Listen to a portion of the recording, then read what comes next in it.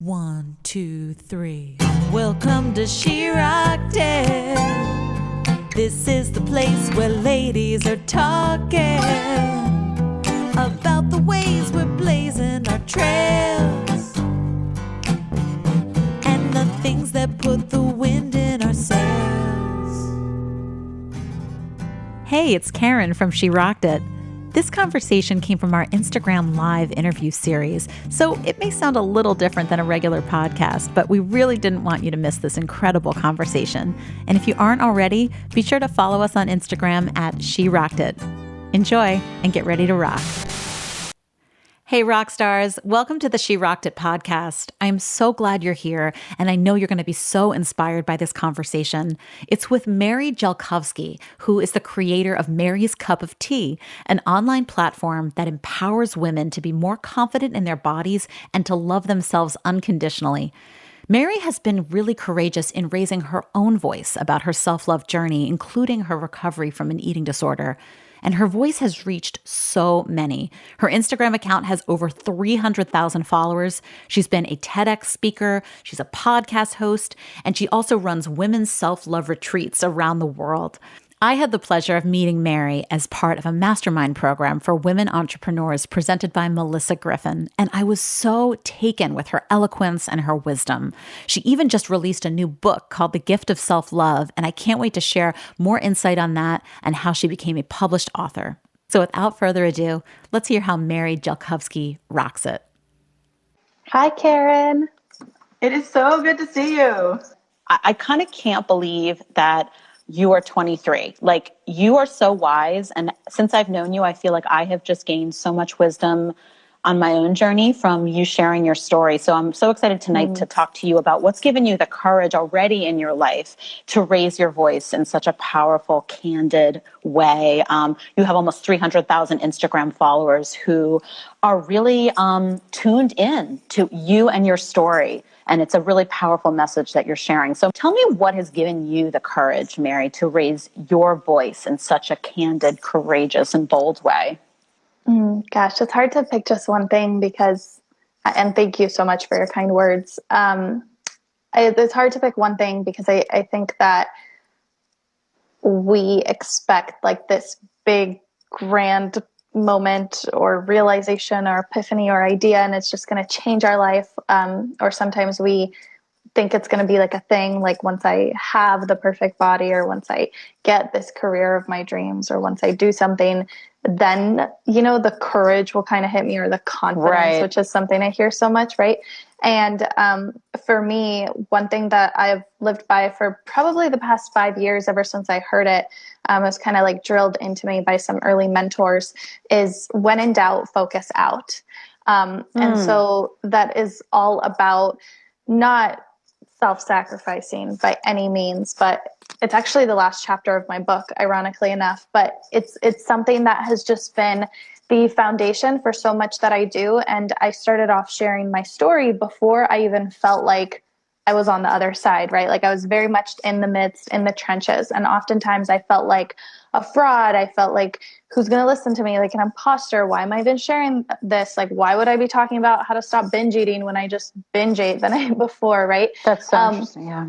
But for me, anytime I was struggling, or I felt like I'm just like down in the dumps, I would just focus energy outwards, whether that's helping somebody or calling a friend, or, you know, going on Instagram and sharing whatever it is that I'm going through. Like all these little things, they created this positive feedback loop, because as soon as I shared, so many people were like, me too, or, oh my God, don't worry, we love you, like sending so much. And it was just like so supportive as this positive feedback loop. And to be fully transparent with you, like, yeah, today has been rough for me. Like it has been a tough day, just mentally. Nothing bad has happened, but I didn't sleep, and my neck is like not moving left.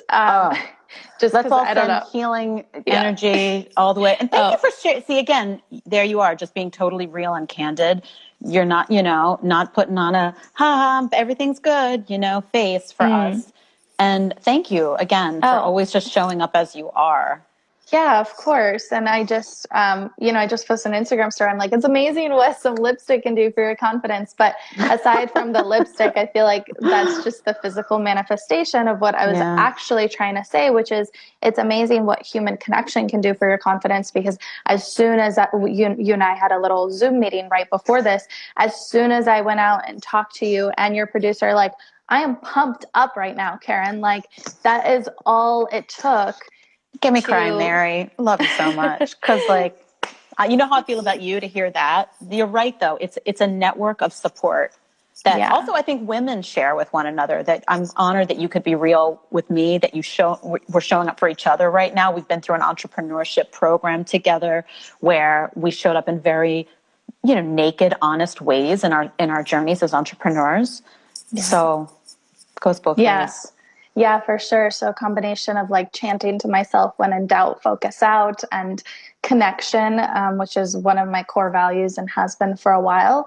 It really those things, those micro moments compiled together to give me just that tiny bit of courage to like move through wherever I'm at. And the truth is, you don't need that much of it to just take one step. Like, it doesn't have to be, I'm going to solve world hunger today, but it could be, I'm going to send that difficult email, or I'm going to bring up that conversation that I've been putting off, or I'm going to set a boundary with my mom who calls me day and night. Like, those little things are still acts of courage.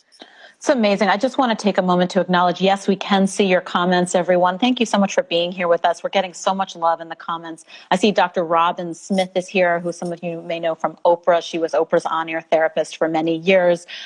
We have some amazingly powerful women and fans and dear friends of Mary in the house. So I just want to say we see you, and the comments are so beautiful in appreciation, Mary, of like what exactly you're talking about, which is your vulnerability, people appreciating how much you share. And I was really struck by what you said a moment ago, that there's no like, here's the green light to show up. Here's the green light to be courageous. You showed up in the midst of struggle. It's, and, didn't wait for that perfect moment. So I just want to acknowledge that as a real lesson for people. I think that, having that connection with other people is what motivated you to show up, even if there was no like switch that flipped at that point. Thank you so much. Yeah, for sure. Tell me a little more about other women. Obviously, She Rocked It. Our mission is to elevate and celebrate the voices of women. You exemplify this, raising your voice so powerfully, in such an inspiring way. Are there any women on your journey who inspired you? You've talked about some mentors and coaching you've received. I'm just curious if there's any women that really encouraged you to raise your voice so powerfully. Definitely my little sister. I don't know if she's a full grown woman yet, but a girl. She, one of my students actually at one of my retreats said, be the person you needed when you were younger. And that really landed with me. And that's what I hope that I can be for my little sister. But the truth is, she is the one who teaches me so much. Some of the dance videos that we would post on Instagram, people are like, you're such a great role model for her. And I'm like, you don't understand. This was her idea. She pushed me to do this. Like, I'm the one stepping out of my box. She's just this light. And so she's really been somebody that I really want to be there for in the best way possible. And, be the person that I didn't really have when I was struggling as a teenager. We all go through lots of stuff at that age. And so she's inspired me so much just by who she is and how she is. I love that. And I think if I may show off this special new hot off the press book that I just got of Mary's, The Gift of Self-Love. And you have a beautiful dedication to your mom and to your sister, Alana. Yeah. Very struck by that. I'm sure she was so touched. I think I saw some of your stories of you guys sharing the unboxing, and so beautiful. And just what you said about being there for you almost like as your younger self.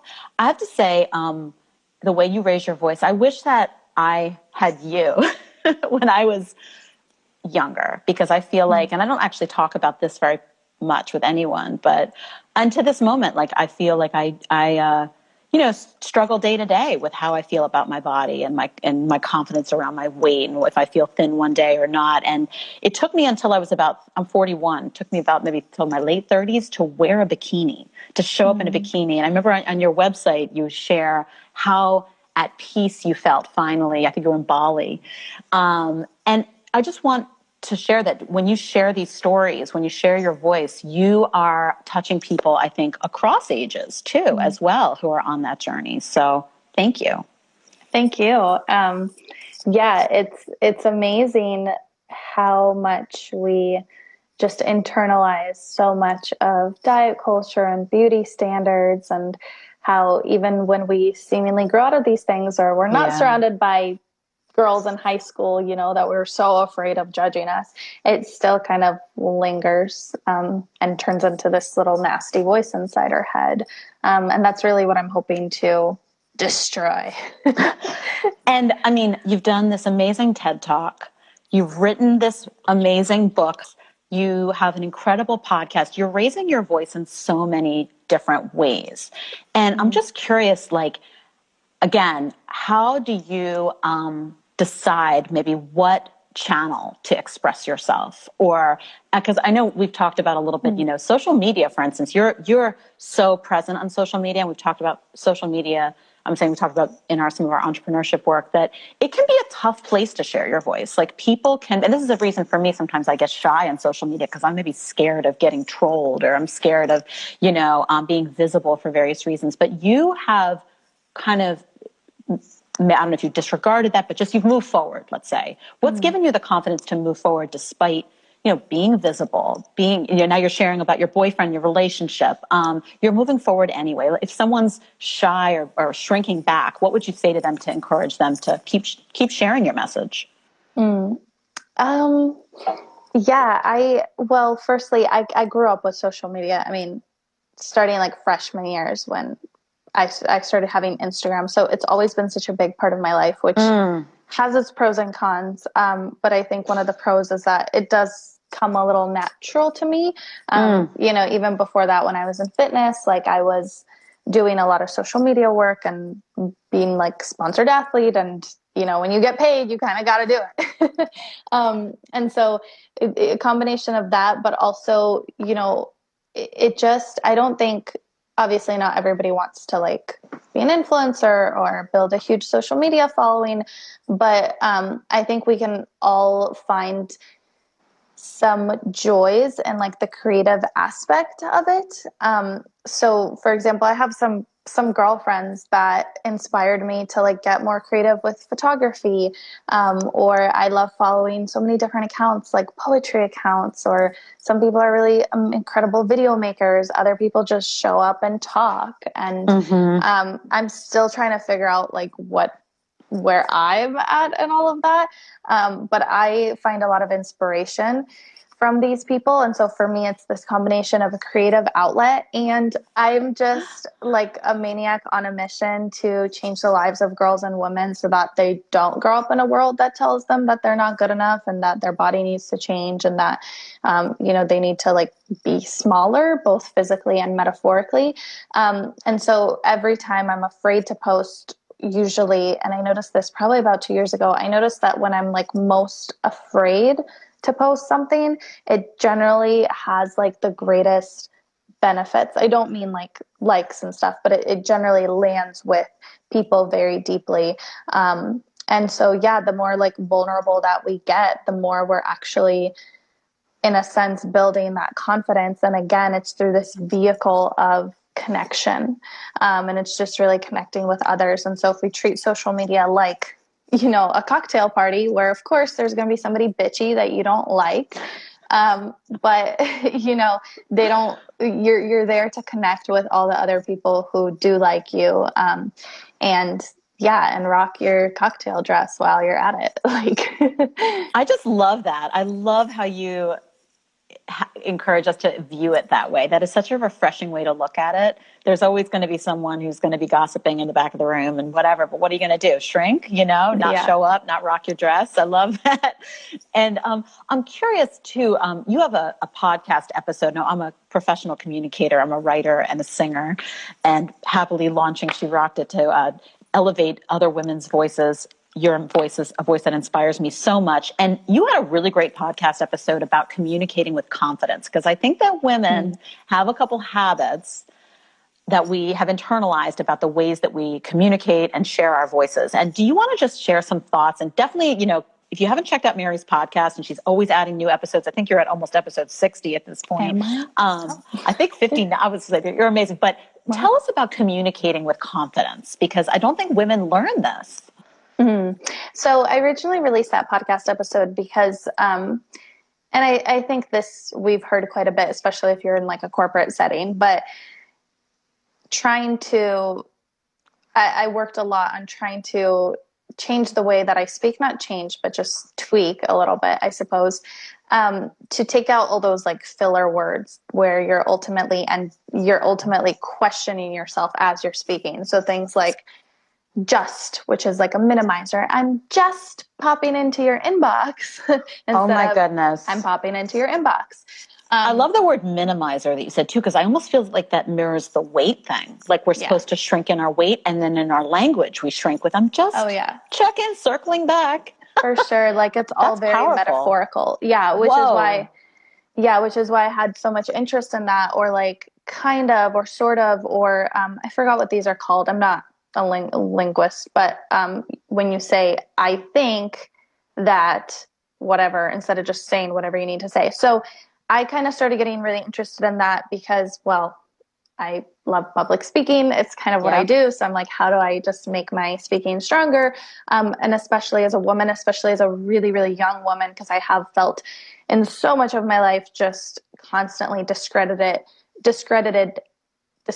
Why does that not sound like a word anymore? Probably because I just repeated it a dozen times. But even in I'm with you. Even in preparation for my TED Talk, I was, practicing in front of my public speaking group, and long story short, this man tore me a new asshole and told me that my speech is horrible and that it's not TED worthy and that it's just all these things. And I even got one comment that said, if your speech is about body image, you should show more of your body. And I was just wearing like a big jean jacket. So obviously like we're here to fight the patriarchy. And so I've tried to do that in many ways, and speaking has been one of those ways for me. However, the flip side of that is, even though we receive all these tips and trainings, and, I even installed like a Google Chrome tool thing that literally highlights these words for me and deletes them. Even though we have access to that, one book that I read recently that has completely changed my whole outlook on this is a book called Word Slut. And it's about how the English language has been weaponized against women and people who identify as women. And so it goes into a practice called sociolinguistics, has a lot to do with race, class, gender, all the like social justice components. But long story short, what really hit me is like, wait a second, why are women essentially taught, or, especially in corporate, right? And even my podcast episode, Communicating with Confidence, like, why are we taught to speak more like men instead of teaching men to like maybe be a little nicer, or maybe use a like word because it is an effective communication strategy? And clearly we know from so much data, like in general, women are better communicators. We're better at expressing ourselves. We have certain methods. That's been our role in society for so long, whether for the better or worse. It's just how it's been, that our role was to keep people together, to keep the family unit organized, to bring over a cup of sugar to the neighbor who needs it across the street, to build those relationships, to keep our family safe. And because of that, we've really evolved to be effective communicators and speakers and relationship builders. So it is quite ironic that, I'm installing this Google Chrome toolbar to take away all my minimizers or my smiley faces or my sort of kinds of jest, when these are the things that maybe sometimes saying just, you do want to soften a statement. Maybe you don't want to be like a grumpy old man sounding via email, kind of like, you're late. That's maybe, so interesting. Yep. And that's called Word Slut, that book? Someone was asking the name of the book, Word Slut. It's true. Why is it that women always have to kind of modify their behavior to be a little more masculine? I'm right. What about bringing more of the feminine, like you said, the communication, the nurturing, the caring? Because I think that's part of it. That's really interesting. It's not just minimizing. I think there's also sort of a grace and a softness that could be appreciated, especially now when we're all... The only way we communicate often is via email and text. So the book is called Words, or you just mentioned that. Sorry, it's called Word Slut. It's by Amanda Montell. She'll be on my podcast next month. So she's absolutely incredible, and she's a straight up linguist. And her new book that's coming out is called Cultish, and it's about the language of cults and like how. And she literally goes, we study everything from Soul Cycle to Lululemon to diet culture, right? Like all these things have certain language that we internalize that make us think about things a certain way, and we follow them blindly, which is a definition of a cult. So something I've been super fascinated with lately, but just to like put a little sentence on that, I think there can be a both and, like a balance between maybe we aren't so apologetic while we're speaking, and that is the next step towards building our confidence, but also maybe we don't beat ourselves up or try to change to talk like old white men, excuse my language. And maybe our vocal fry doesn't mean, like a vocal fry is when you kind of go upwards, like the typical examples like Kim Kardashian. Maybe that doesn't mean that we're uneducated or bad speakers or whatever. Maybe it's just the way we have evolved to talk, and language always evolves. And just because some older generations are unhappy with it, or some men in the corporate world aren't vibing with it, doesn't mean that you're the one in the wrong. It's just like, like you said, like why is man speak like that standard and we have to conform to that instead of vice versa? So a lot of it is, it's social justice-y, but to me, it's just a really great, I think it's just some really great mindset exercises, because I'm a certified neurolinguistic practitioner as well. So for me, again, I'm just fascinated about the way we use language to form our thoughts, which ultimately form our beliefs about ourselves. And so I feel like all these things kind of come into play, and having like a more holistic perspective on all the societal forces that are going into that is ultimately very, very helpful for the individual. You all know how brilliant this woman is. I'm just staring at her in awe of all of your brilliance, and no wonder why you are so powerfully sharing your voice. You have so much wisdom. And also what I appreciate about you, Mary, is that you're always learning, and you're also always sharing and teaching. And I want to come back to this book, because we're just talking about books and the power of language. And okay, this is like literally hot off the press, you guys. The Gift of Self-Love. This book is a gift, literally. And I said, I'm 41, Mary's 23. By the way, I love owning and speaking our ages. I feel like women are not supposed to talk about this. We're not supposed to talk about our weight. We're not supposed to talk about our pubic hair. And we're not supposed to talk about our age.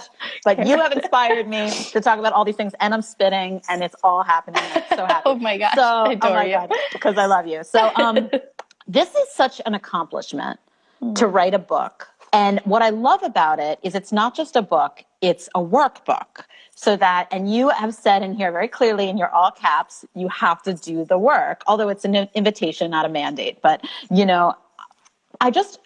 tell me about writing this, because as a writer myself, I'm a speechwriter, I'm a copywriter. To write a whole book, Mary, is a real big deal. And I want to know what gave you the motivation to see this project through, to put pen to paper. It's also very creative, because I think having all these exercises, I mean, this is an amazing piece of work. So congratulations. Woo! First and foremost, I'm like so happy to have this in my hands. Thank you. And tell me, how did this happen, Mary? I love that you say hot off the press. Love that. I'm going to start saying that. But do you smell it? Like, I love the new book smell. Oh my God. Seriously, aromatherapy. Oh, right in the binding too. It's like drinking fine wine. It's like, yes. Wow. So what was your question? Like how I wrote this book, how did it come about? Yeah. How did you stay motivated to stay the course, to write this book, and also create such an innovative book in that it's interactive. It's a workbook. Oh, thank you. One, contracts do a lot. um, No pressure. I will get sued if I were to not do it. But no, I mean, first of all, this book has been a dream of mine for so long, and again, a combination of many different things. Like my best friend is in the e-commerce product industry, and she's like, you should have like an actual product, something people can hold, because you're so hands-on and you do retreats, but maybe you want something like more accessible where people can have a piece of you. And then at the same time, I had this ebook called the Body Confidence Guide, and it was an 87-page PDF, and people were printing out all 87 pages. And I'm like, oh, I feel bad. You're wasting all that ink, because I know how expensive it can be to print on a laser jet.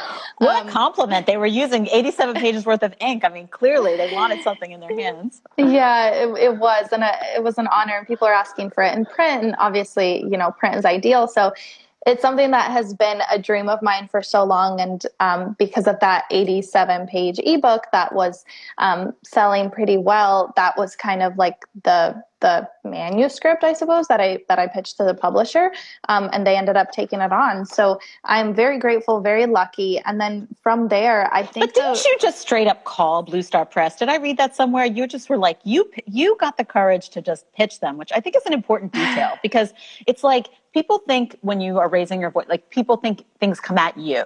But my understanding is that you knocked on that door, and that's also in a way raising your voice in a powerful way. Like, and the answer was yes.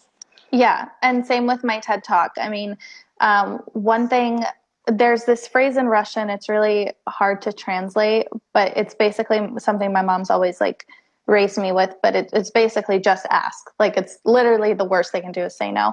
And the funny thing is, the funny part of this is that my mom, immigrated from Russia as a Jewish refugee, and she didn't know any English. So I was like 5, 6, 7, 8. We'd be looking for something at the store, and my mom would be like, just go ask. Well, come to find out, years later, my mom said that she would always make me ask because she was too afraid to, because she was embarrassed of her English. So, wow. I mean, it is unfortunate, but also it served me so much that I just really built and trained that habit of just ask, like just send the DM, send the email, especially these days. I mean, asking isn't like knocking on somebody's door necessarily. It could literally be a DM. So yeah, like with my TED Talk, I just applied. How do you apply for university? You just fill out the application. You file you follow the procedure. And then with this book, it was actually a very like serendipitous story that's very near and dear to my heart. But Blue Star Press published a book about 2 years ago called Mind Your Business. And the author of that book, her first name is Alana, spelt exactly like my sister's, which is rare. And so it's why I picked it up. It was at Anthropology. And I was like, wow, I would love to have like a beautiful book like this selling at stores like Anthropology. Like that would be so cool to just walk in and see it. And her name caught my eye. I picked up the book. It was so beautiful. And my publisher specializes in more like interactive things. Like they do cookbooks and they do workbooks and they do little trackers and planners and stuff like that. So it ended up being really aligned. And I literally, I picked it up. I went to this second page and I found the publisher and I hunted them down and I emailed through the contact form. Like it was that easy. And again, friends, are you all hearing this? Like this is what I love about this conversation is these are the real stories. Like people see the finished product, the result, but Mary raised her voice to ask this publisher to share her words. And I just think that's really important because we forget the legwork that sometimes goes into this and the courage it takes. It's so simple, but it's so powerful. Just ask. And so it's a lesson that I keep coming back to myself this year because I've been so I was afraid to ask you to be on She Rocked It. And here we are. And I'm so grateful. Thank you. So just ask. Thank you. Truly. Thank you. But that's a key, I think, lesson that I think sometimes women, they just see what happens when you ask the question. The worst is no, or it's not the right time, or I can't, or it steers you maybe somewhere that you're meant to be. Exactly. It's like you just check things off, right? You tried this, you tried that. And again, I mean, of course, like if this was me 5 years ago and I just asked a publisher to print a book, they probably wouldn't have been interested, but it's, obviously they saw on my platform and that this book they had a proof of concept and everything like that. But also there's so many things where sometimes I get emails and I try to kindly respond to them and say, hey, just, follow the next steps. But some people will email me being like, how did you learn to love yourself? Or I also want to write a book. How do I do that? And it's just like very like, and it's like, well, take one step at a time. Like a lot of us think that we don't have these tools or we need somebody else to tell us, or we spend a lot of time on Google. But the truth is, like, you know what to do.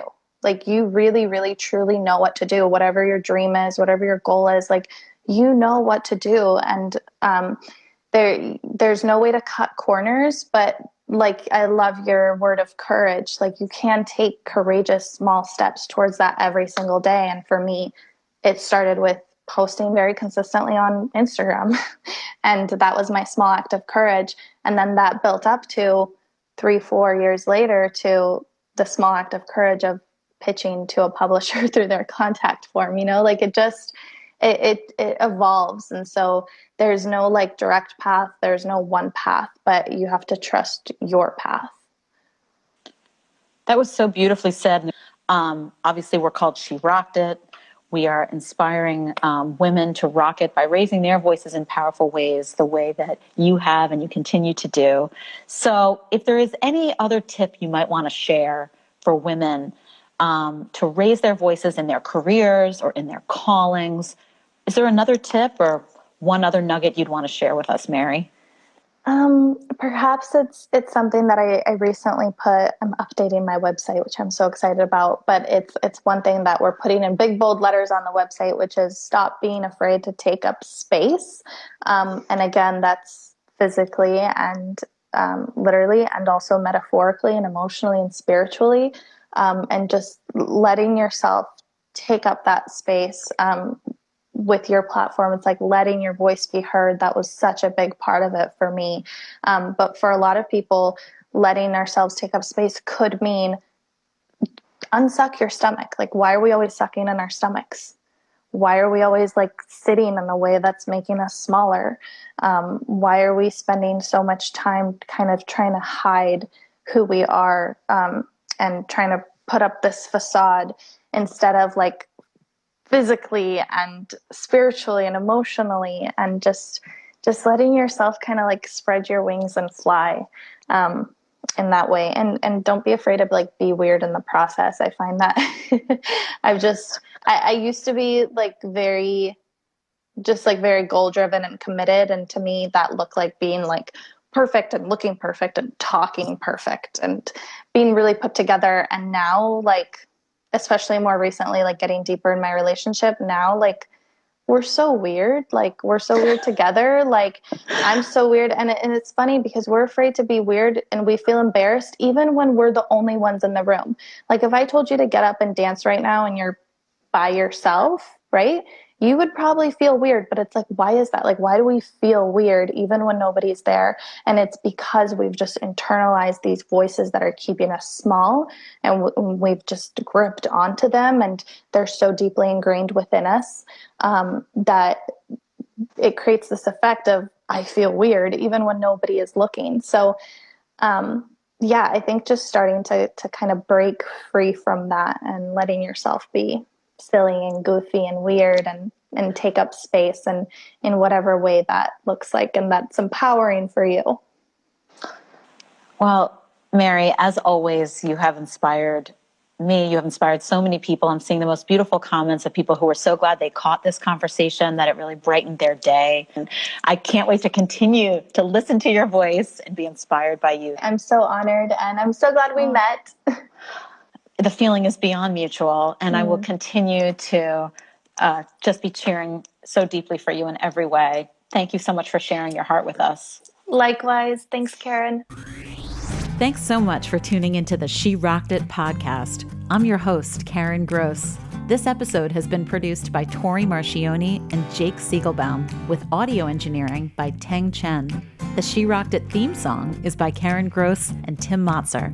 I invite you to join us on Instagram at She Rocked It, and join our Rockstar network at SheRockedIt.com, We hope you'll add your voice to the conversation because at She Rocked It, we are dedicated to raising the volume on women's voices. She rocked